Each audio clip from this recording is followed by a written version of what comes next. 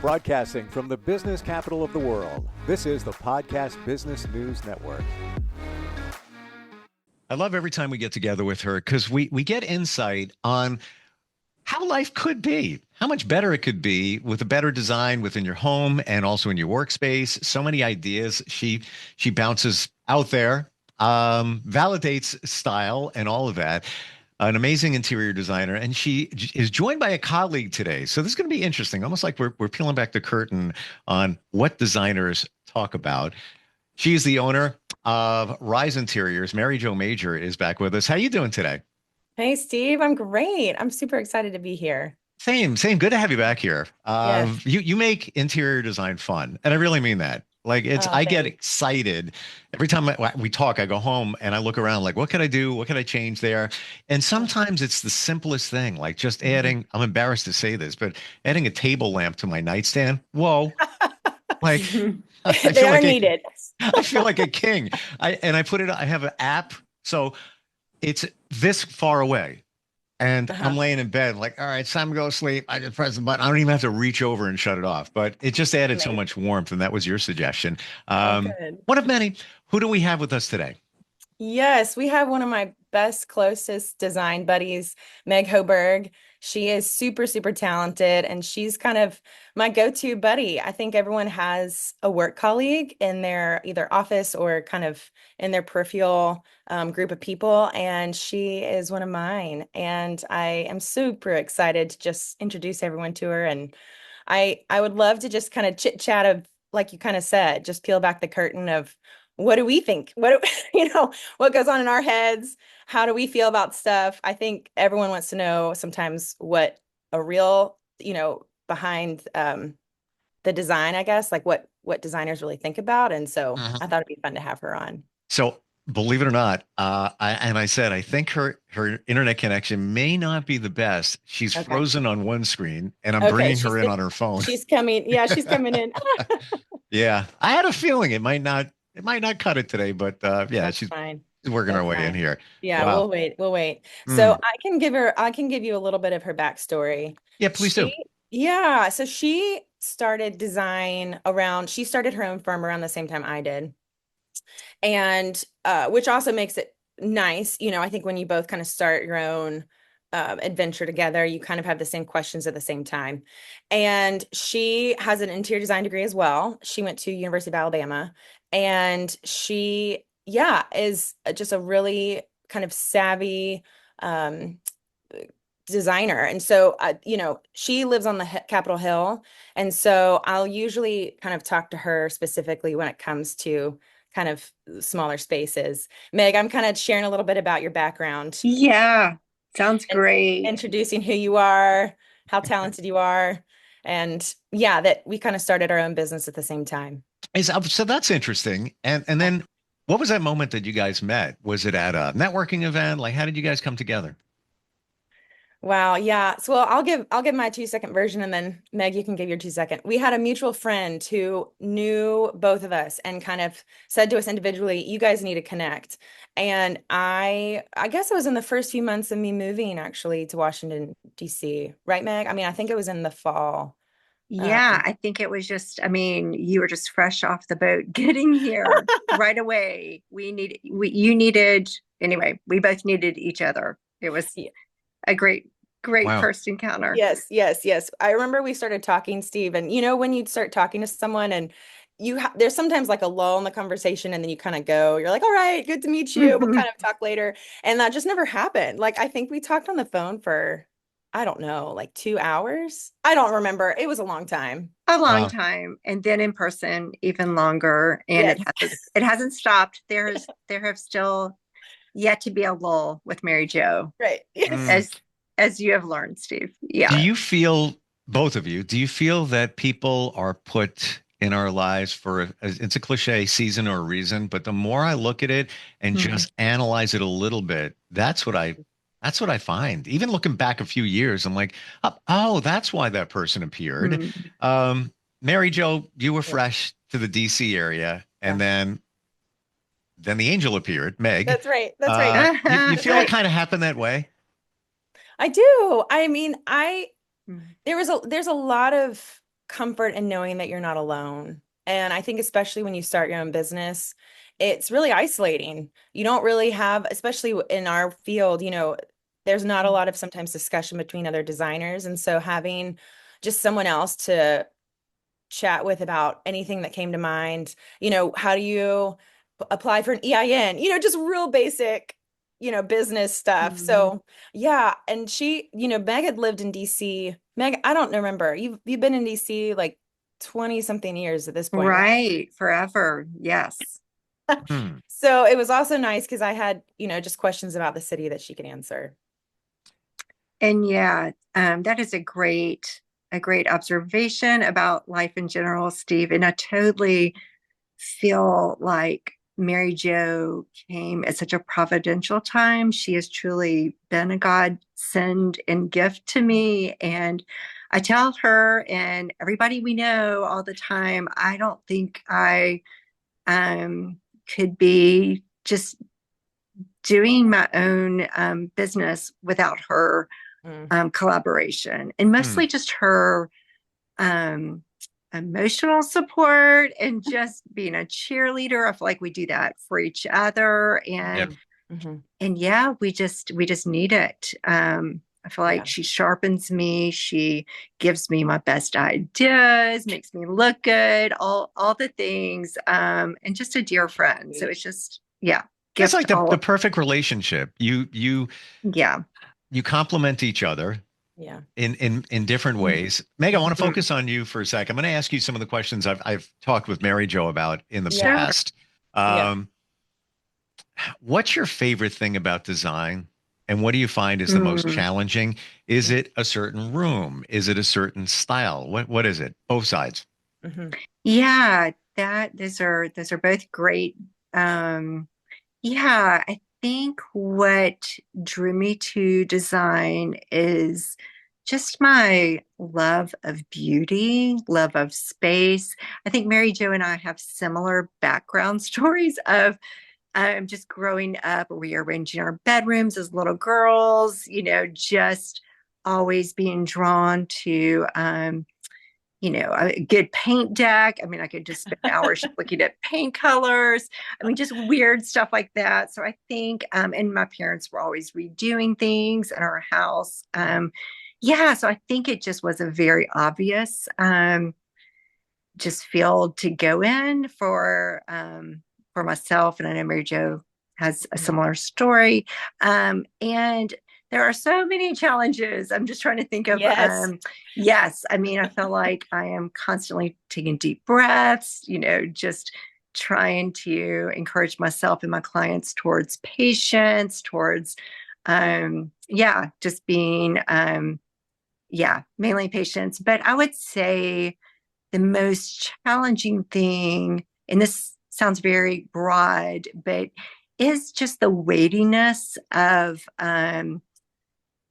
just, stepping into this intimacy of people's, whether it's their home or their business.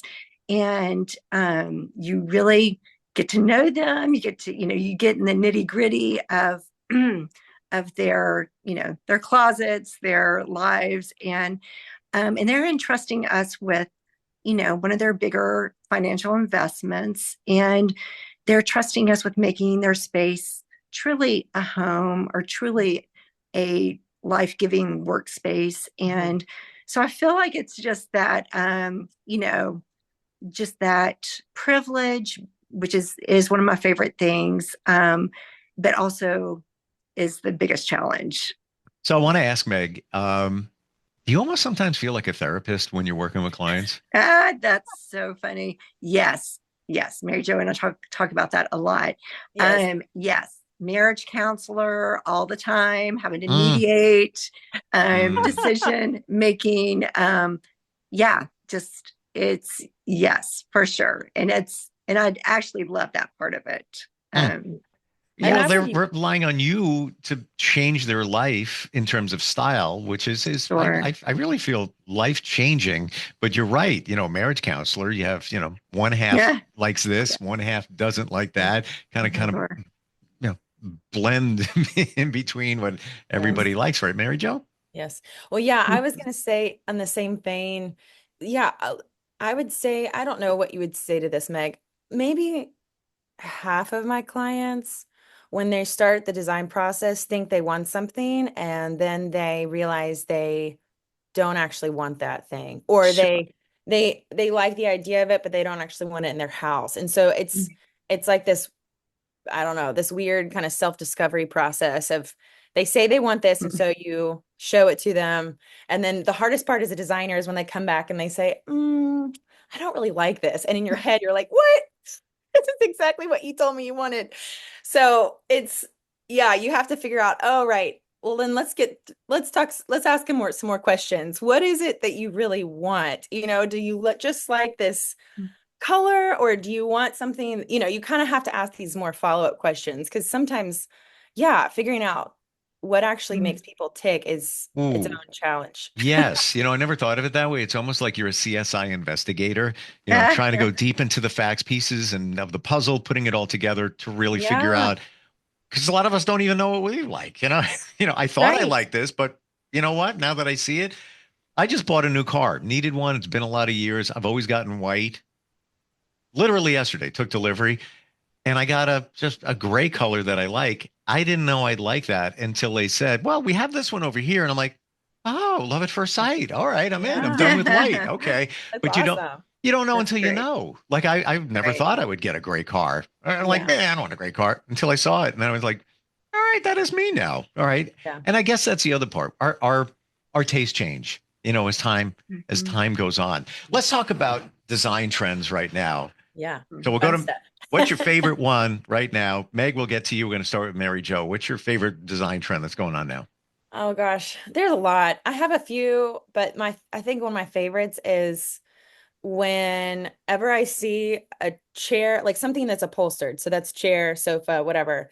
And the fabric on the edge of it, it's called the piping.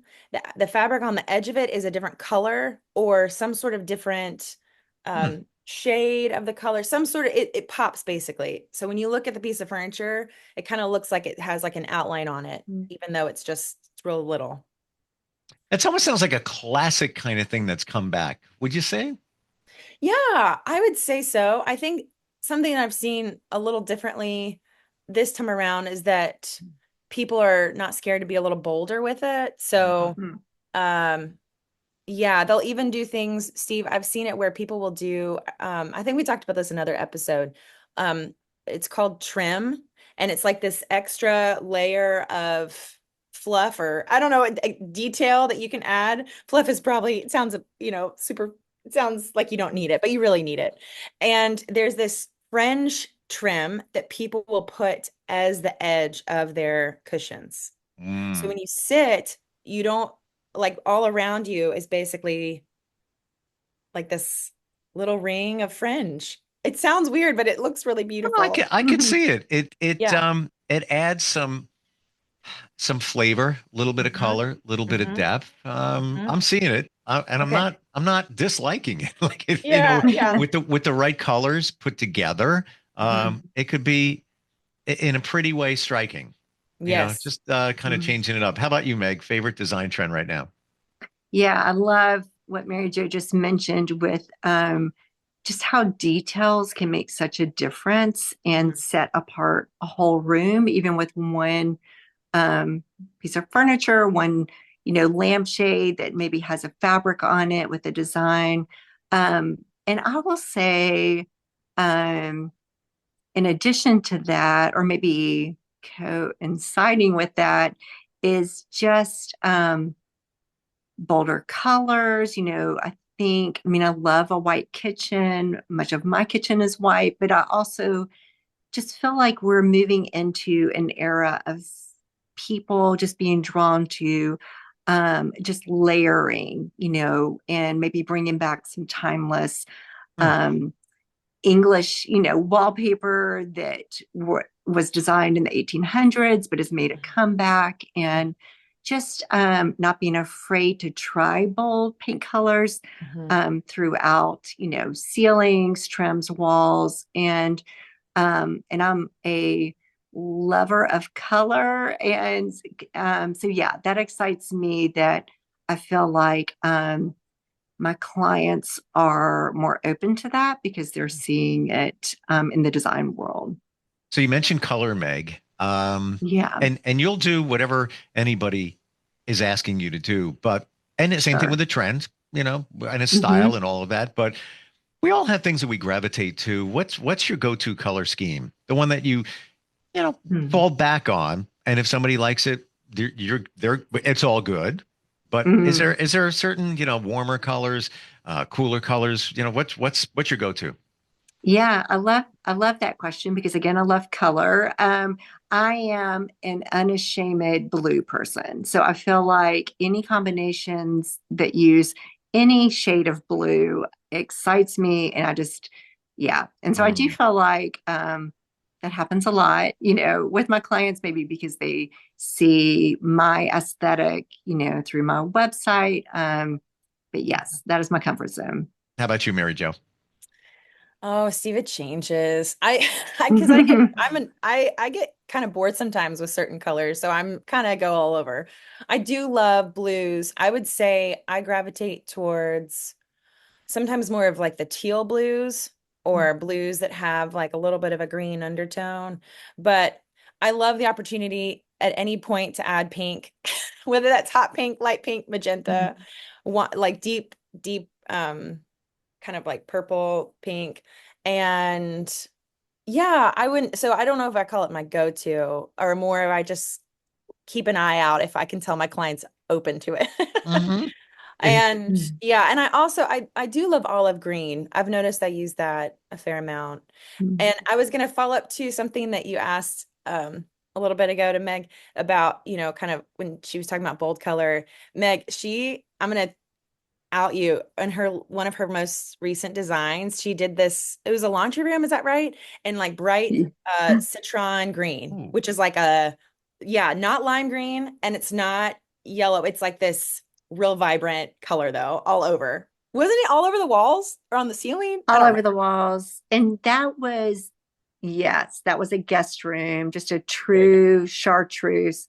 There you go. Love it. Yes. I know as you're mentioning colors, Mary Jo, I'm like, oh yeah, I love pinks too. And I love olive green and yes, all Yeah. Hmm. of the above. But Yeah. yes, it is fun when we get the reins to go super bold. Yeah. It's interesting. I learned from Mary Jo a while back about color and people and age. And I'll just Hmm. share this Mm. with everybody because it Oh kind of yeah. surprised me. Yeah. The last house I bought, sold it 2 years ago, bought it in 2014. They had redone the entire place. And I Mhm. walk in and the colors on the walls are like, and this, what triggered this right now is you mentioned the hot pink. There was one bedroom, bam, hot pink. There was another one with this What? bright teal. I love Oh greens. wow. Oof, big. I'm like, oh yeah, that's nice. Okay. As soon as I closed on it, those rooms are being painted. But Right. Mary Jo opened up my eyes, uh, figuratively and literally, that older folks don't see color in the same way. And these Yeah. people a little bit older, that it's not as bright to them. Right. And Interesting. I was like, Interesting. wow, and that made perfect sense. Like I'm thinking, people, what are you doing, man? You spent money to paint these walls. Like either you're stuck in the 80s or you Oh, don't see how right. bright it is. But Yeah. yeah, I never realized that, but it does make sense. If you're not seeing, we see color, all of us in different ways, right? Yeah. Right. Meg, Oh, sure. do you remember that client I had right when I moved to DC? And it was an older client. She was like in her, I I think do. in her late 70s, and she had gone on her own to pick out a paint color. And I think it was called like Key West or something like that. And it was a Crayola green, limey, Viola. like Bad, bad. it was Yeah. real intense. And she didn't see anything wrong with it. She, she That's was a hard one. she thought it was totally fine. And it is hard because, they are the ones that live there. So in some ways, they need to be able to see it. And so it's, yeah. But as the professional, your job is to give them your opinion Mhm. because they are trusting you, and Yeah. investing in your services. So you do need to kind of speak up about how you think. But Yeah. yeah, it's Oh, okay. anyway. Let's go there right there. Okay. Okay. Yeah. Um, I guess you need to speak up, but you need to do it in a very tactful, loving Mm. way because you don't want to offend, Yeah. and you like them to know that maybe that's not the best choice. But Mhm. then I'm sure you Mhm. have those situations where, no, I love it. No, I really love that color. And then, Mhm. am I right in saying you have to work around it? You have to make it Yeah. work, right? Yeah. Yeah. What would you say, Meg, if someone, I mean, I have an idea, but if someone came and said, I love this, and in your head you're like, no, no, no, no, please Right. don't do this. Um, yeah, I Yes, think we've talked about this before. it does happen quite a bit. I'm so glad we're discussing this because I need to get better at it. So I need tips from Mary Jo. I am a people pleaser, which is hard in this So am field, I. but So I am I. am Yeah. getting tougher. And as Mary Jo will encourage me, put on your big girl pants, be bold, with all sorts of things. Yeah, but when it does come to colors, this is an area I do feel a little bit more confident in. And I'll just say to a client, okay, Benjamin Moore or Farrow and Ball or whatever company, we're looking at colors, they have narrowed it down to the favorites. Mhm. And I will say, okay, your teal you're looking at is great, but it's probably a little too saturated. I'll just try to educate them. And Nicely, nicely. That's a good word. yeah, right. And just show them an option that is more tried and true. And Mm. um, yes, but then sometimes they'll just paint what they want to, which is fine, and we'll make the most of it with the rest But of their maybe you room. can take it down a shade or two in their and it Yes. to their benefit. Got to Mhm. remember that one. It's a little saturated. It's a little, yes. We search for those adjectives, Yeah, Steve. It's that's a good Right. yeah. one. Yeah. Well, and I've had people, I mean, there's all kinds of people, things that people want, Steve, that Mhm. you're kind of like, "Ooh, okay." I had a client once that had a duvet, yeah, that she really liked. And there was nothing wrong with it, but it wasn't necessarily as sophisticated as where I wanted the design to head. And so Mhm. I do remember spending an extra amount of time thinking through, okay, how can I elevate this? How can you make this feel less, you know, uh I don't want to use the word juvenile, but just how do you make it feel like it is really sophisticated and elegant, and it fits with the rest of the design. And so we ended up finding some really kind of saturated earth tones that can kind of work with it, that again made it feel like it was just kind of part of the design and it wasn't so in your face. But yeah, you do want to be sensitive to people's preferences and Mhm. tastes, while also, again, it's this balance between wanting them to have a house they love and also wanting to share with them. There, would you be open to for me to show you some other ideas? Or, I think that this is great. Would you be open to moving it over here? Or, Hmm. whatever it is, reupholstering, kind of figuring out if there's any sort of flexibility about how to use it in the space. And generally speaking, they just want their house to look good. So they're going to say, yes, that's fine. But Well, yes, yeah, they hired you guys for a Mhm. reason. You have yeah, experience, training, it's et cetera, et cetera. You yeah. know better than the rest of us, but sometimes we get stuck on something. Yeah. We're out of Mhm. time. I just want to keep going. This is like so I Yeah. cool. know. Like the Yes. the other side of things. Mary Jo, how do we find you? What's your website? Yeah, my website is riseinteriors.co. Gotcha. Can we share Meg's? Yeah. Meg, Sure. yeah, is it just your name, right? It's just my name. There you It's go. just yeah, my business is Meg Hoberg Design, but my website is just Meg Hoberg. But yeah, what a privilege to be with you two today. Thank you so much. Oh, thank Yeah, it you. It was was, fun. by the way, Meg is Hoburg is Hoburg. Um, so much fun, like getting the view Yeah. behind the scenes and just like the fly in the wall, so to speak, of hearing you Yeah. guys talk. Yeah.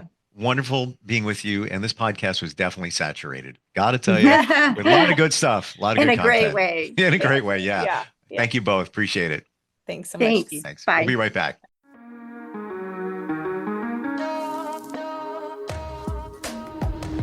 Broadcasting from the business capital of the world, this is the Podcast Business News Network.